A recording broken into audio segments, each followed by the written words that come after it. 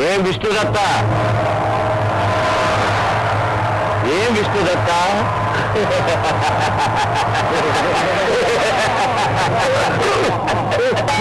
భయపడకు విష్ణుదత్త, భయపడకు.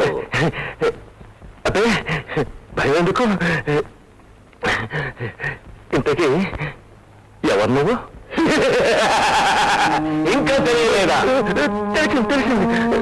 బ్రహ్మ రాక్షసుణ్ణి, అందరినీ పీక్కు తినేవాణ్ణి ఒకప్పుడు. ఇప్పుడు నీకు నమస్కరిస్తున్నాను, దీవించు. ఏమిటి ఆకారం భయంకరంగా ఉన్నా మాట తేటగా ఉంది, చిత్రంగా ఉంది. అవును, నా చరిత్రనే మార్చావు నీవు.